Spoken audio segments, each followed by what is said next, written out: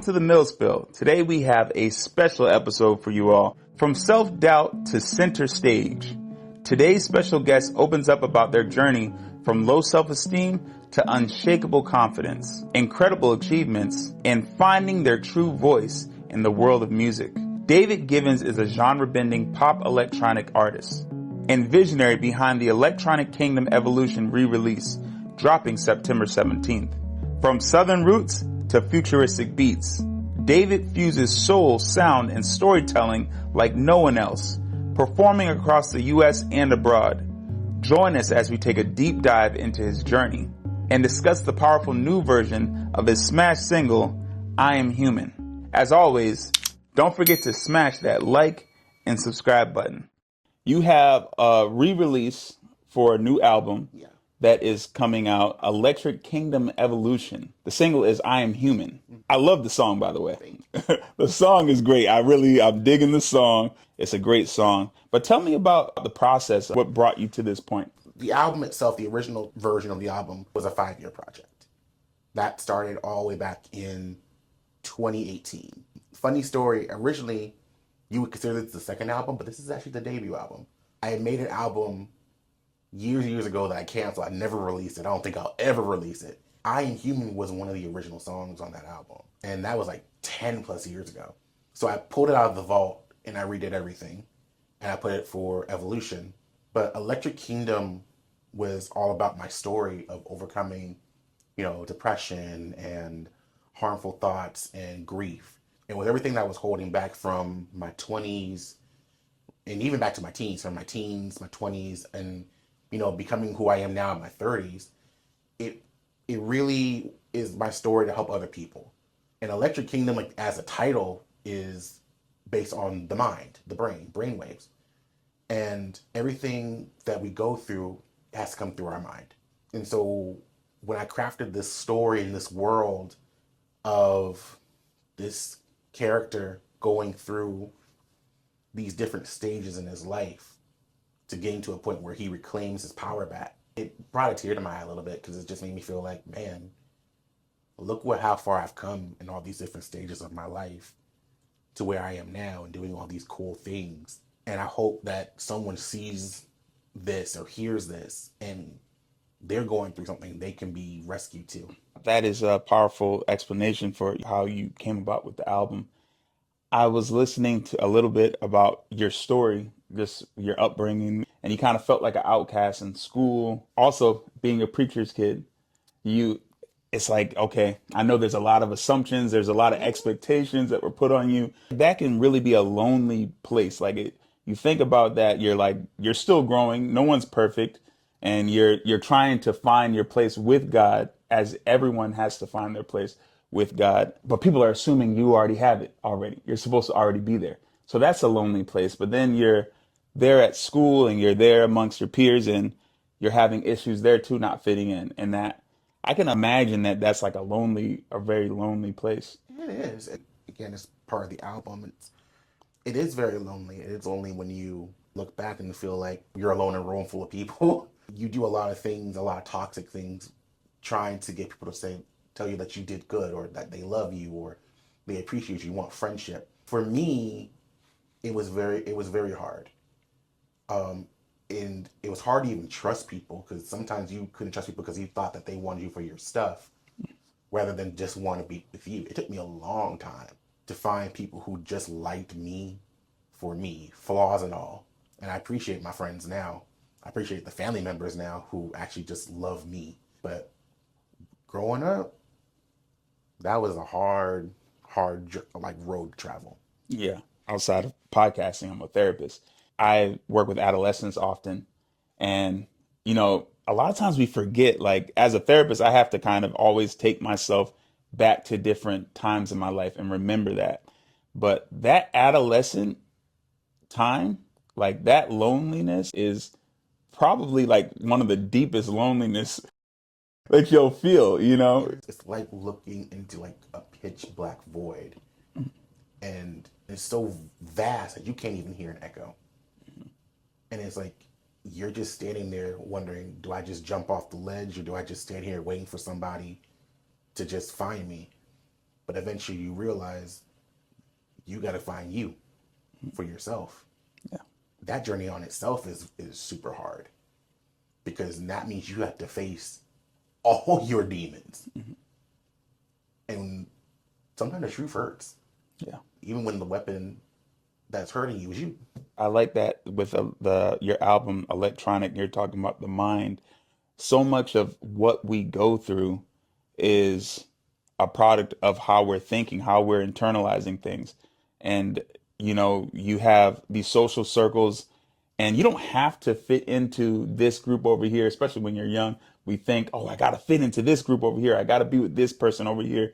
But you don't really have to. That's a product of the mind. The mind has now told you that you got to be with these people over here. And now you're putting all this extra pressure on yourself. You're putting all this stress on yourself when you got some people right over here that you would naturally click with if you would just fix your eyes over there. And you know what?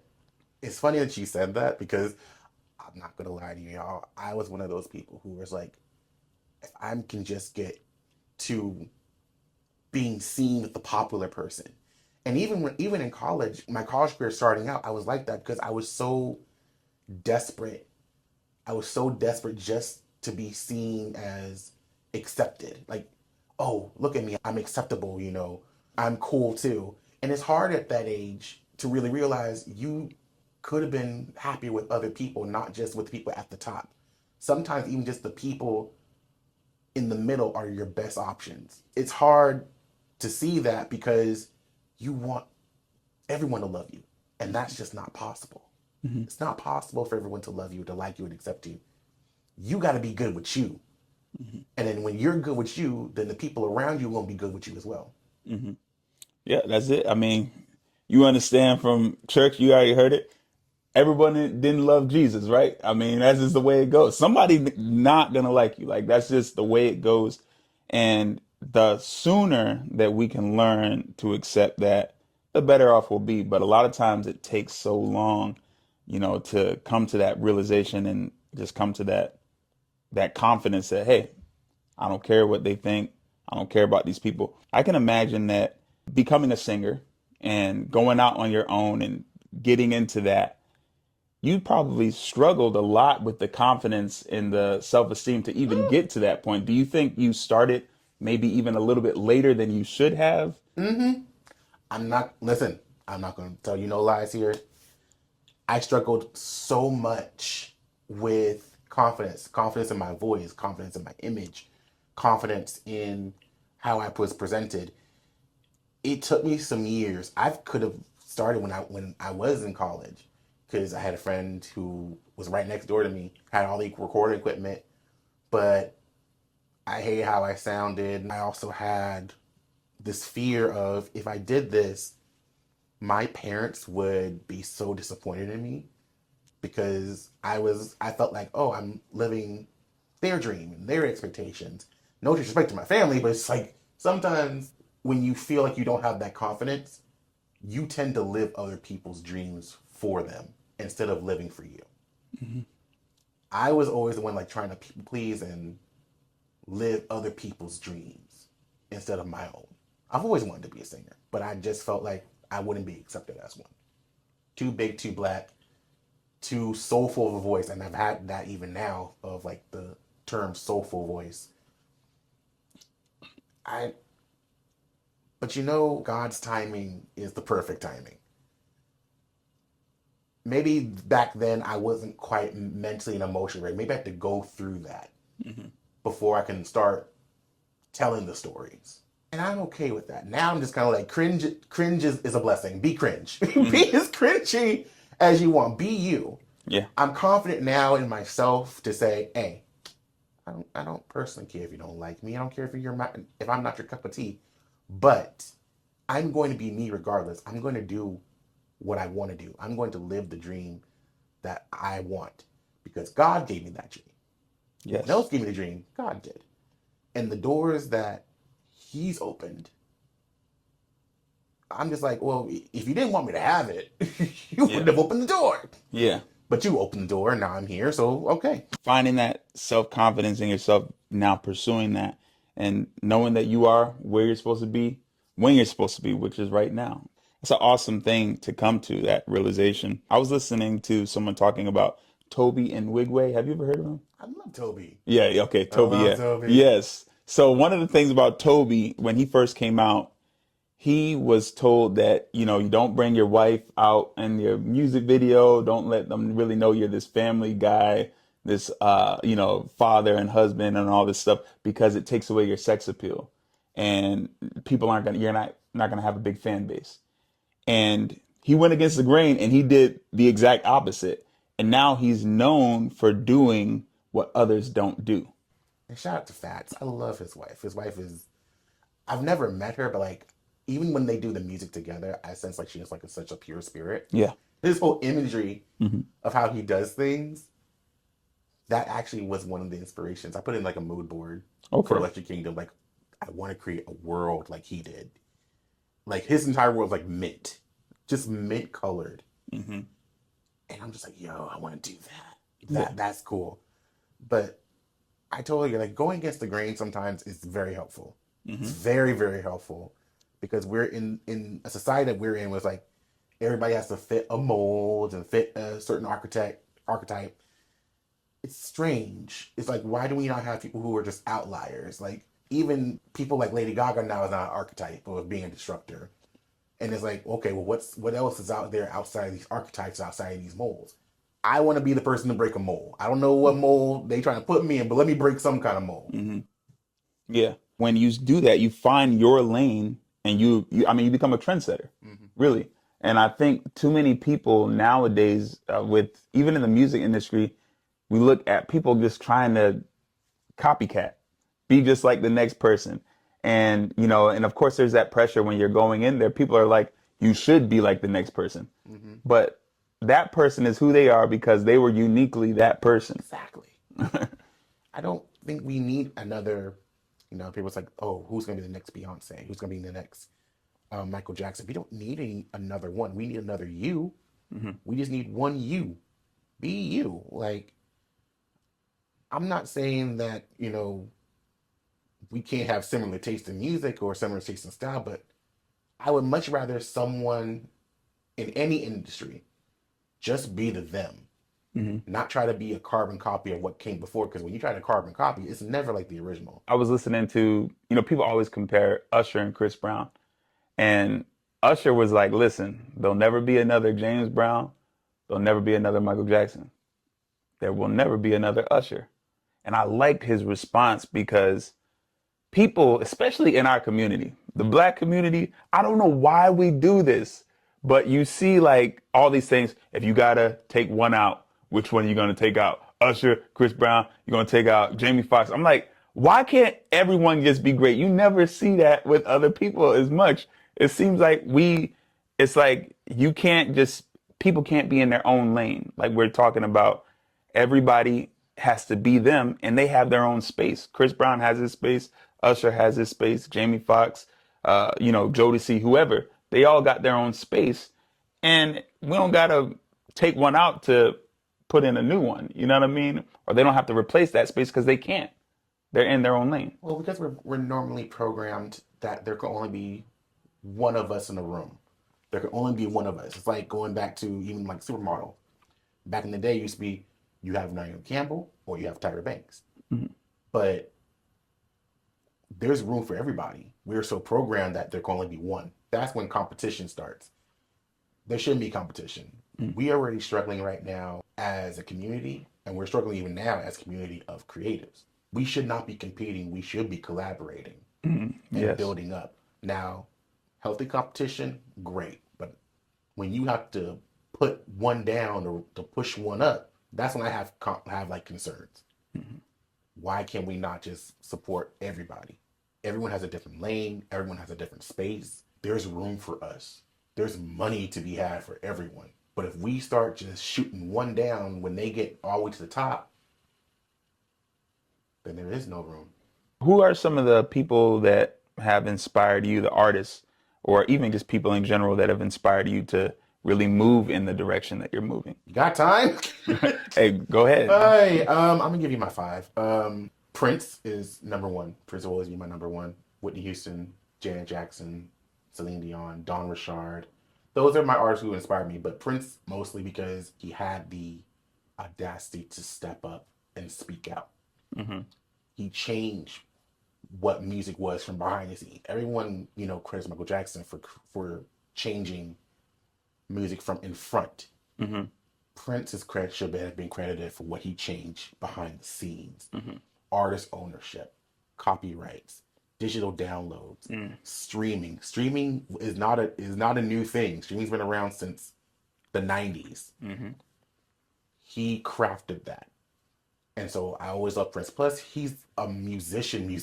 Yeah. Like, he's your favorite musician's favorite musician. Yeah. Like, all his albums are amazing. Like, I think my favorite album from Prince is Graffiti Bridge. Everyone hated the movie. I love the movie, and I love the soundtrack. You're not trying to replace Prince with Michael Jackson now. I mean, what's going on? I'm messing with you. No, there's, as I say, for all the MJ fans out there, Michael Jackson is credited for what he has changed in front of the camera. So for the music videos, pioneering, being one of the first black artists on MTV, changing what we know as performance and stage work. Like, without Michael Jackson, we would not have the artists that we have now. We would not have the tours and the shows and the TV moments that we have now. So Michael Jackson handled all that in front of the camera, but the stuff behind the scenes, Prince. Yeah, I was listening to someone recently. Prince was, before he passed away, he was working on making a record label with like Jay-Z and some other artists. They were trying to come together. That was the title deal. He was alive for that. That was the title deal. So if anyone doesn't remember, Tidal was a collaboration of giving equity to different artists who signed on. So that was Rihanna, Prince, Madonna, Nicki Minaj, Beyonce, and Jay-Z himself. Tidal has since been bought by Square. So Jay-Z sold Tidal. It's still around, and it still does the payouts for the artists. Tidal is still the highest in terms of payouts for artists when it comes to streaming. But what Prince was doing before he passed, he had a memoir he was working on. He also just regained the rights to some of his music and Purple Rain, the film. He was going to release a Purple Rain Super Deluxe with the tour, the original album, plus the extra songs that didn't make the album, plus the movie, re-release the movie in theaters with updates. But unfortunately, he passed away. Yeah. The movie did come out, the 4K version, early this year. And then Sign of the Times, the show, the other movie, came out last month. Mm-hmm. So it was like short engagements. The Super Deluxe version of Purple Rain came out around a few years after his death. I actually bought it. Mm-hmm. Yeah. And that was the tour, magnificent. The tour was magnificent. But Prince was an innovator. He always tried to innovate. And he never stayed on the same thing long enough. I'm a big Prince aficionado. It was like he would make an album, get tired of it, we'll try to release it, move on to the next thing, move on to the next thing, move on to the next thing. He was always creating. And I feel like nowadays, even I struggle with that. It's like, man, I just want to create more. But it's like now we have to strategize for it and plan on it. I would say nowadays, if you have music that's just out there, just drop it. Just drop the music. Even if you don't have a plan, just drop it. Yeah. Do the content a little bit later, but just drop the music. You hear that, people? Drop the music. Stop holding that music back. You need to go ahead and drop that music. Just drop it. I know people who have like hard drives full of songs, never will be released. Mm-hmm. Just drop it and see what happens. Yeah. Do some content behind it. If you have, I feel like this, if you have over 100 to 200 songs, or even 50 songs, that's on your hard drive, that is, has vocals, has everything arranged, ready to go, put it out every day. Put at least one song out every day. If you have enough content to put out a song a month, do it. So you, right now, currently live on a farm? I live on a farm that I've been living on for 30 years. Oh, wow. Yeah, there's a whole story behind that. My dad bought the plantation that my great-great-uncle was a slave on. Okay, wow. It's buried on. And he bought that like when I was like maybe 2 or 3. Mm-hmm. And we've been living there for like ever since. Wow. That's great. Like the history behind it, it goes back to slavery, your family, and now you own that land that your family was initially slaves on. I had a coworker years ago. He told me he had a gun that his great great great grandfather, who was a slave, he was getting beat, and he took the gun. The master must have took out a gun to go at him with it, and he took the gun from him, and he kept the gun. So it was something that they passed down from generation to I'm generation. taking my power back. Thank you. That's I wish I had something like that, man. My granddad had like some cool old stuff, but he gave it away to people, and I was like, Dad, why did you give it to me? I mean, living on a farm with a lot of history, it comes with some benefits, but it also comes with a lot of challenges. I have too much land. I'm like, I would like that to be a little smaller, more condensed, because I Yeah. hate cutting all that grass. I hate living on. Oh man. Okay, let me put it like this: I love living on a farm, but I hate living on a farm because it's too much grass. Oh man, I would love to live on a farm. Only thing I have a problem with, I wouldn't want to kill the animals myself. It would make me gross out. I'd probably become a vegan. You wouldn't technically have to. Yeah. We have processing plants for that to Okay. actually do that for you if you don't want to. Okay. Or you can go to a butcher and do it. And there are some local butchers in the area. Well, in my area, there are. But you don't necessarily have to. Like, I have a bunch of cows that is mostly for, they're show cows for rodeo. Living on a farm, do you ever think about maybe possibly, I don't know what this genre of music is, but it's like a whole Southern rodeo soul? thing. Rodeo? Southern soul. Let's go Southern Soul. I Okay. live the life, man. I'm sorry. Let me tell you something. I live in the low country of South Carolina. Yeah. The low country of South Carolina, that is, I will say, the heart of Southern soul. The old folks used to call it juke joint music. But Southern soul is basically gospel but secular. It's basic church music but secular. Yeah. I have lived through that.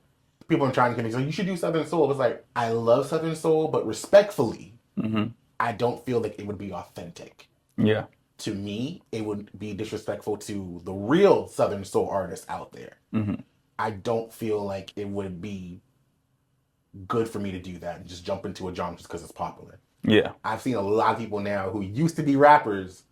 They jump into it. They're jumping into it. I'm like, okay, cool. But for me, out of respect for artists who really are doing Southern soul, have been doing Southern soul for years and years and years and years, Yeah. I'm gonna stay out of it. I'm out of respect Yeah. for the craft.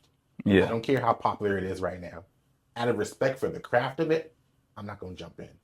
I feel like that's almost like this though. You ever see where people, and this is kind of a side thing, but it's related. Comedians, they talk about the new style of comedians. They come up and they're screamers now. Like they're the screaming type of comedians. It's a whole different way of the art of comedy. And some of them are haters on the new ones, but they're like, listen, we just riding the new wave. This is the way it goes. They wouldn't fit the mold of what we looked at as a comedian in the 90s. Is it really disrespect though? I mean, if you put it over to singing and you're like, you know what? I'm still going to be true to my message of who I am, what I want to put out there, but I'm going to do it with this rodeo thing since everybody, or Southern Soul, since everybody on it now. I'm like, doom, doom, doom, doom. I mean, yeah, but I know me, and I'm just gonna tell you, for me, just for me, if that's what you do that for you. But for me, and knowing me, nah, it wouldn't work out for me. I would be called a poser in a hot second. I'm just telling you. So out of respect, Yeah. nah, that's not for me. They're going to say, wait, hold up. Man, we was just watching anime with you. You're not even this kind of person. Exactly. No. You will catch me in the raves. I'll do that. Okay. I've done country. Yeah. I've done country music before. Okay. Which is like, okay, cool. And that's before Cowboy Carter. I've done country. Country is cool. Southern soul, nah, not gonna do it. Love you. Out of respect, it just wouldn't fit me, my voice, my sound right now. Take me back to the beginning where you started developing an interest in music, started singing, and where you really said, you know what? Like, so take me to the very beginning where I know you said you always knew you wanted to be a singer. Take me back to then, but then also take me to where you actually pursued it. Like you said, okay, forget about everybody. I'm going to go for this thing. When I started, originally I started singing because I wanted to keep with my sister. Renee. She was a classically trained singer. And I always just I think I always competed with my sister because I always wanted to be like her. She was really popular. Everyone loved her. And I always wanted to be like her.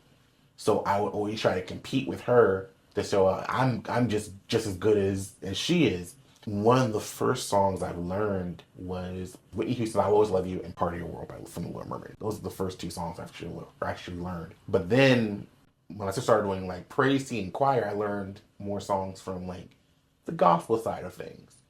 How old were you at that point? 5. Okay. 5. So I learned to sing on my own. My mother says it's a natural talent. I said, no, I had to learn how to do this. I had to learn how to do all the runs and the riffs and how high my voice can go, how low my voice can go.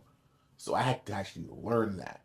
When I made the decision to be a singer, I tell people 2015, but really I made that decision in 2007 when I was still in high school.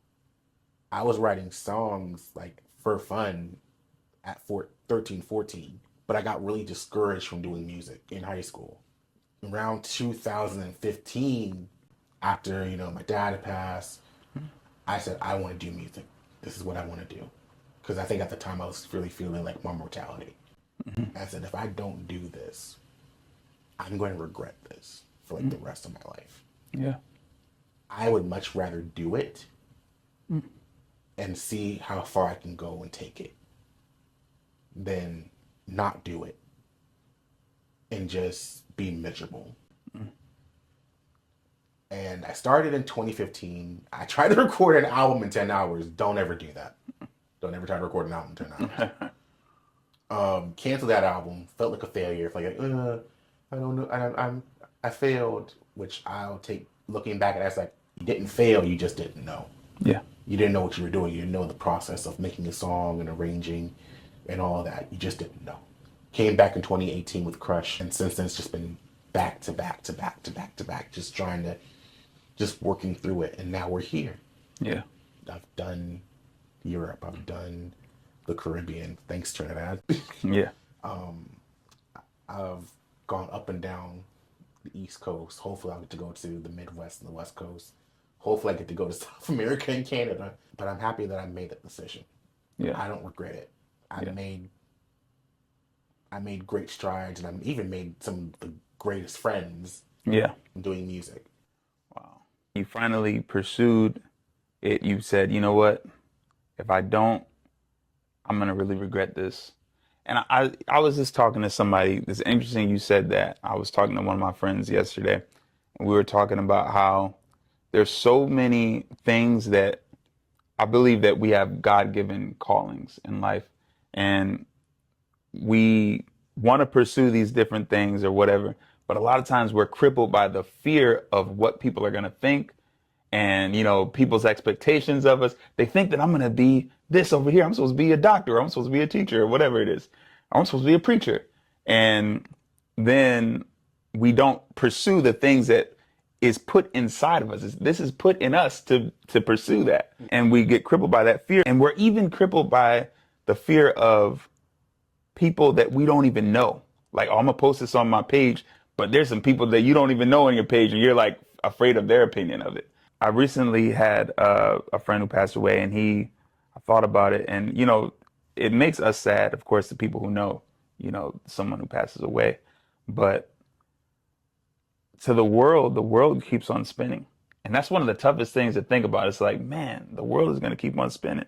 And I thought about it like with myself, even myself. I'm like, man, the world is going to keep on spinning if I pass away. Like, when I pass away, it's going to keep on going. And eventually forget you. Yeah, it's going to forget me. And even people that I'm close to and care about me, they're going to mourn and everything, but they're going to have to keep on moving on because the world is spinning and they got to spin with the world. And I was like, man, if people are going to have to move on and the world is going to keep on going when I'm gone, I should be going while I'm alive. I need to be moving while I'm alive. I need to be pursuing these things because the world's going to keep on going. And I feel like I hear you. You're saying you came to that understanding. To be cringe is to be free, my friend. To be cringe. If I believe this, if people are going to find you cringy, if people are going to find you being silly and weird and, this doesn't fit you. Let me tell you something. To be cringe is to be free. There we go. Do what you feel like it's you. If you are a black man that likes to frolic in the forest, frolic on, my friend, frolic on. If you are someone who likes doing backflips with a samurai sword in full cosplay, flip and slice, flip and slice. Yeah. Time waits for nobody. There we go. Time waits for nobody. You don't know what tomorrow's going to bring. You don't know if you're going to be here today, gone tomorrow. Yeah. Why don't you just go and do what you enjoy? Go live. Go live. Live healthily. Yeah. But live. There's no point in worrying about people who got other issues. Why? Yeah. Why? That is your personal void that you need to go in faith and go talk to. Because people really don't care unless they are super miserable and want to make you miserable. Yeah. People don't care unless they want to make you miserable. Don't let them make you miserable. Make them mad. Yeah, there we go. With your success. Make them mad. And then when you make them mad, then you realize you're doing your job. Yeah. Don't worry about all these other people and what they got going on. If they think you cringy, great. Be cringy. Don't worry about it. When I was younger, I remember thinking like, oh man, I messed up. This person's probably thinking about that. And then I had to think about it. I was like, I guess as I got older, I was like, man, this person forgot. You know how many things we got going on in the day where your brain can't take up all that space all day to think, man, he tripped earlier today. Like, that was funny. They're not going to think about it. They're going to forget about that. It was funny in the moment. They might have made fun of it or whatever, but people move on, and we sit there and we internalize this stuff and we get all deep and go into this whole thing or whatever. But people move on with their life. People are more self-absorbed than anything, and they're really just thinking about what's going on in their immediate life. Exactly. Like, I'm about to be cringe right now, but to put in my mouth. No, you're good. You're good. You're good. I'm about to be cringe right now. But here's the thing. I have those moments where I feel like, I personally have those moments where I have flashbacks. Something that I did that was super embarrassing, and you ever just like shudder? Oh, yeah. Oh my God, I shudder all the time. It's like, it happened, let it go, let it go, let it go. Would you like one? Oh, no, I'm good. I'm good. No, you're good. You're good. But this is a perfect example of me being super cringe. I don't think that's cringe at all. Listen, fresh breath all the time. There we go. There we go. That's it. And it's like, you have those moments where you feel, where I'll say like the enemy tries to bring back bad memories of things that you did. And you have to sit back and say, yes, I did that. I've accepted it. I accepted my role in that. But that is not where I am today. I'm not there. I'm in a different space. I'm in a different place. I can feel the rug. I know exactly where I am. Those moments where you feel like you shuddered, you just gotta say, hey, it happened. We're gonna move on. Yeah. And you just walk on with that. Yeah. Just walk on. I was saying, actually me and my homeboy, we say the same thing. I'm gonna credit him for coming up with this. My homeboy, Jamaris, but he says, oh, well, all right. Oh, well, I get into that moment. I start to think, oh, no, I did that. Oh, man. And also I go, oh, well, what can I do about it? And I will say to anyone who's ever been to Benedict College and knows me, I have a bunch of cringy moments. I have a bunch of moments where I feel like, ooh, I shouldn't have done that. Ooh, I shouldn't have said that. Ooh, I shouldn't have made that move. And mind you, I've done a lot of things in college that I don't regret. Yeah. But I kind of like, oh, I wish I had done this a little differently. Back in the day, I'm a big, thick boy, but I used to dance a lot, and I still dance. Man, that was the vibe in the 2000s. Oh man. There were some things that I was like, I wish I didn't wear this outfit doing any of the things I did. But you just live with it, and you just like, okay, well. But it was a good time. It was a good time. It was a good time. Forget about it. It was a good time, but still. I be like, oh. Hey, think about it. In like 2008, 2007, man, we were all wearing, everybody was wearing some stuff that we wear. Business cash at the club. I still wear my blazers. But then we had the big pants with the vest suit top thing on. crazy. We was on some weird style back then. We were swagged. It was swag. That's what it was. Swag. Was it fitted caps? Yeah, fitted caps. That was it. Big old sunglasses. Oh man. And then the belts with the big belt buckle on it. Oh, the Gucci belts. My worst outfit came from high school. The LED belt buckles. Oh man. LED. Everybody. Listen, that was the thing though. Again, you have memories and you shudder at them, but guess what? You just look. It's a lesson learned. It's a lesson learned. And then it served its time. That's what at the time. That's what was good. It was fun. Hey. But I'm not gonna lie to you. I will still rock a pair of straight leg skinny jeans in a heartbeat. I do not care. I will wear them. Judge me for all you want. That's part of you being in your lane. You being yourself, and I mean that's your artistry right there. Would you ever wear pairs of like skinny jeans ever again? Skinny jeans? Yes. Not like what I did in college. I had, all right, my style, I had the skinny jeans. I had the rock belts that they had on. Yeah, those with the metal thing and the black. Yeah, I had that. Or I had like the big belt buckle, Air Maxes. And the fitted cap. That was not an Air Max boy. I never had a pair of Air Max. Now, if you told me to get a pair of combat boots, I wore combat boots down. Yeah. And then when I was pledging, it was like, oh, we gotta wear combat boots to do this. I'm like, okay. What did you pledge? Phi Mu Alpha. Okay. I was Phi Mu Alpha. I did not do Divine 9. Okay. Shout out to all my Divine 9 friends. Yeah. But I wouldn't really care now because everyone in Divine 9 is my brother. Yeah. That was some times, man. I miss it. Yeah. I miss it a little bit because I never told him this, but I felt like I was the most free and the most myself in college because that was my time of healing and recovery. Yeah.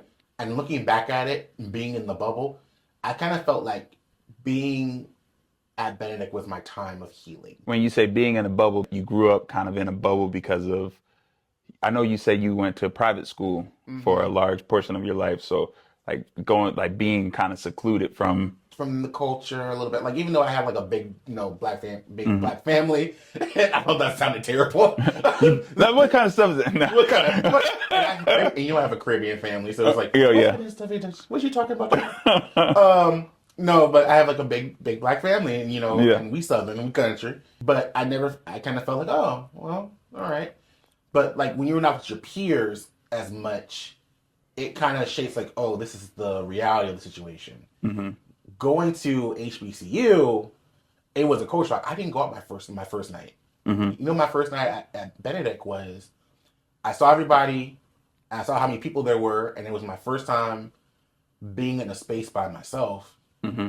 I turned right around back to my dormitory, and I sat there and I watched Looney Tunes. Yeah, I'm a big kid, y'all. I love my cartoons. Yeah. So I bought like a big old trunk full of TV. When I was like, oh, we're watching Looney Tunes, great. I sat there, ate my popcorn, and I shut up. Yeah. But then the next day, I started getting more into like the culture of our college, and it was like a lot of the things I went through during those 4.5 years.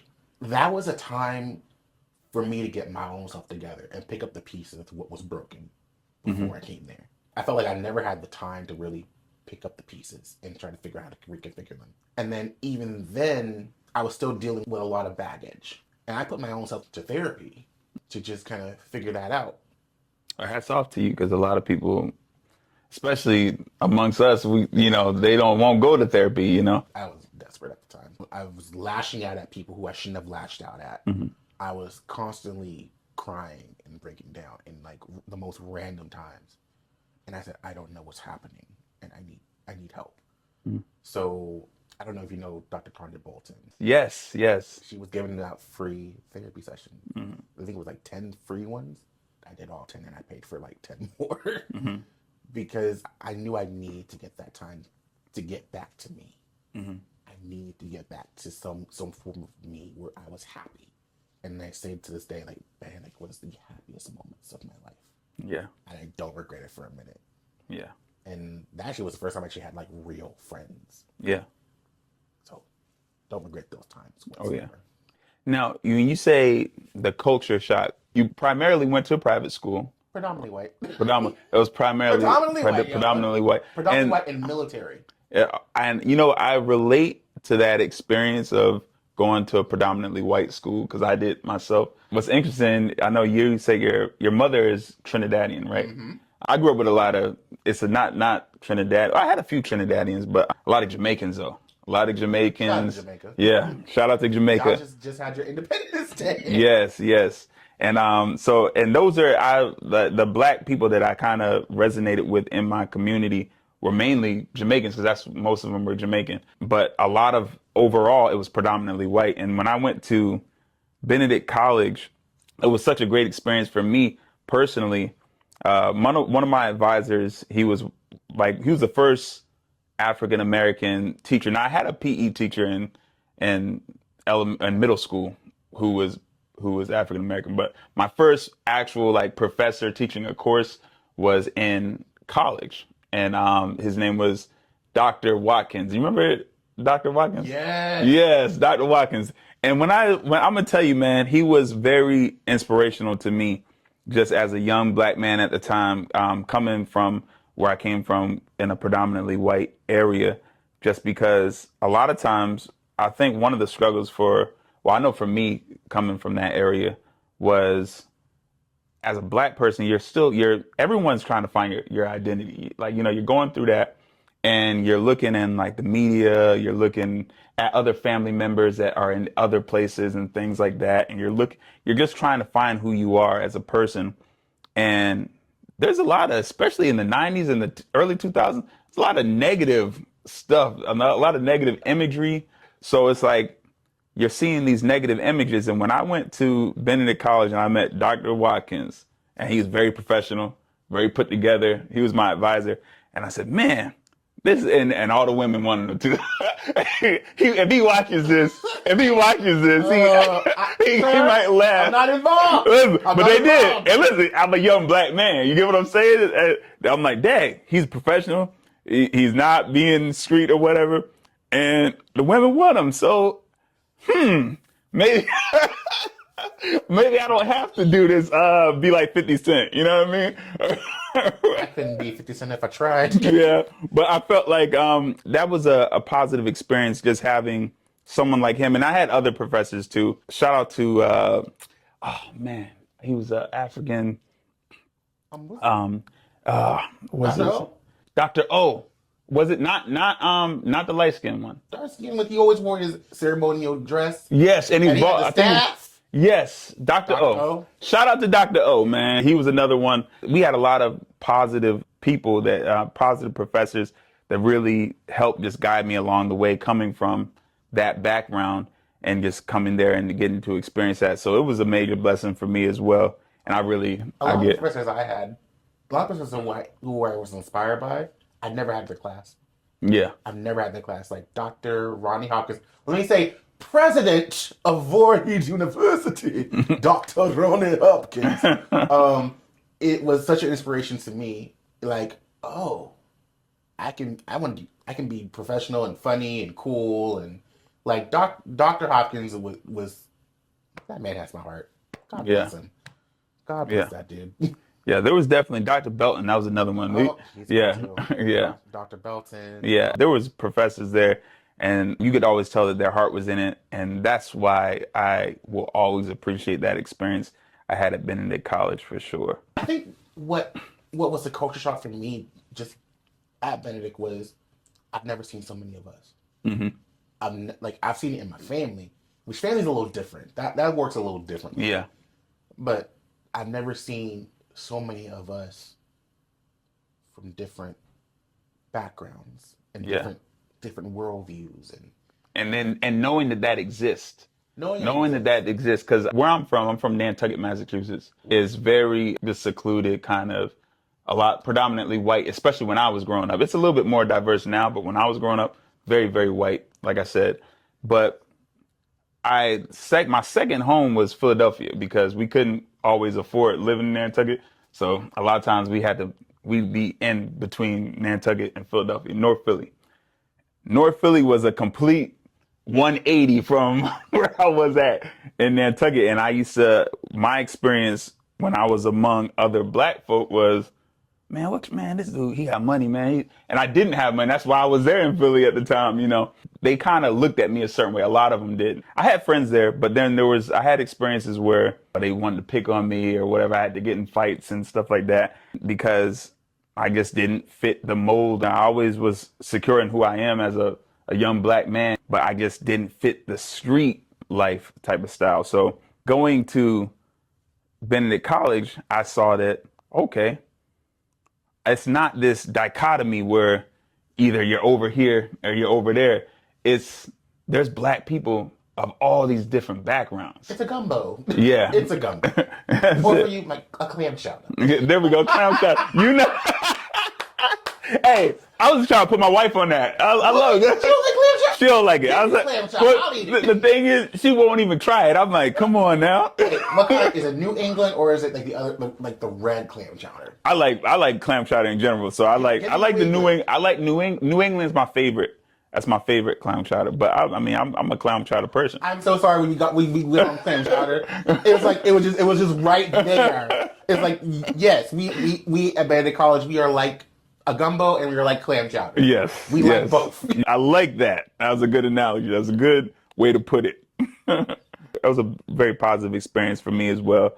Going to Benedict, coming from predominantly white school, definitely. And I would recommend that for anyone. I think anybody who's kind of going through that experience, just get out there, go to an HBCU. Just once. Yeah, it's a good experience. And I know some people are like, oh, HBCUs are, they're not all.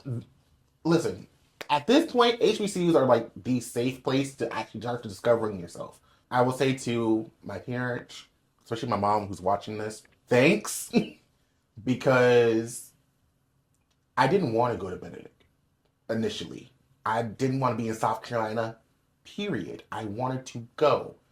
I wanted to leave because I had felt very trapped. I had felt like if I can go far and just do my own thing, I would be okay. Being at an HBCU like Benedict, where it felt kind of like a culture shock, turned into it's a safety place.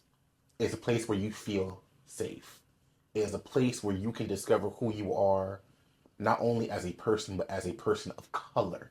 Mm-hmm. And to know more about yourself as a person of color. Because everyone don't know. I have come to a point where I'm starting to learn more who I am as a Trinidadian. Because I didn't get the opportunity to learn more about my own history on my mother's side. I know plenty about my dad's side. Learning about everything from how we came from an escaped slave during the Civil War to now. I know very little about my mother's side of the family. And me knowing what I know from Benedict is discover. Discover who you are. And once you discover, you become a power for society. A power for good in society. Mm-hmm. And that's all that matters. Mm-hmm. Is using what you know, once you discover who you are, using the bits and pieces of yourself to help others in the world that we live in. Mm.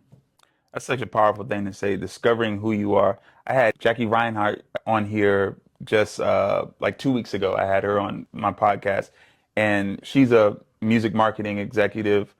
She worked with LaFace, Bad Boy Records, all these different. Yeah. So she's big time. But she was telling me that one of the biggest things, and she's all about this, is just knowing who you are.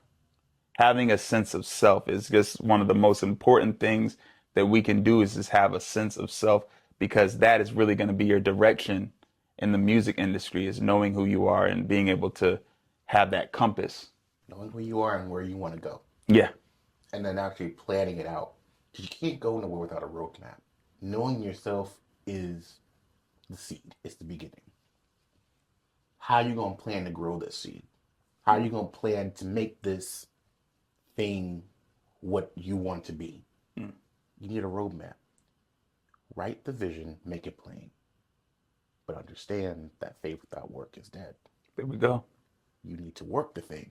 It's like growing corn. Yeah, you got to put the seed in. You're going to let nature do its thing, but you still got to till the ground. You still got to kill the weeds. You still got to protect it from the animals who try to kill it. Mm-hmm. Or eat from it. Protect from the crows and things. Mm-hmm. It takes work. It takes a plan. Discovery. is just like the soil. Mm-hmm. Your dream is a seed. Mm-hmm. What you do after putting that seed in the ground is on you. Preach. There we go. Hey, that's a message. All right. Sunday tomorrow. Somebody pass it on you. Sunday tomorrow. There we go. Yes. You ain't gonna have no corn if you ain't putting the work in to make sure that thing grows. And you better get that mule and get that plow and start plowing that. You got to do that thing. I saw that you have a release party coming up. Yeah. All right. Well, it's a release party and it's my first solo concert. My very first all me solo concert, singing some of the songs off the album. This is going to be on the farm. This party is actually a celebration of my 7th year of doing music. September 18th is the original date of Crush's release. September 20th is the release party. And I just want people to come out and celebrate with me and see the world how I want you to see it, how I've always wanted people to see it. We are going to have cool vendors. It's a family function. You can have kids out there. Great music, great food. But this is just my 7th year completed because this is me closing the Electric Kingdom saga for what it is. Like, Evolution is just the bridge to what's next. And I can't share with everyone what's next. We're still in the planning phases of it. Mm-hmm. We're still writing stuff, but I'm just happy to just close this chapter of my life. Yeah. And share everything with the world. So if you're down in the Low Country, come on down. Get your tickets. Tickets for our show today. So where can they get those tickets? They can get them on Eventbrite. You can also get them on my social media pages, wherever you can find me. Trust me, the tickets are on sale. Electric Kingdom Evolution Live. The release party is September 20th, with the album coming out September 17th. All right, there we go.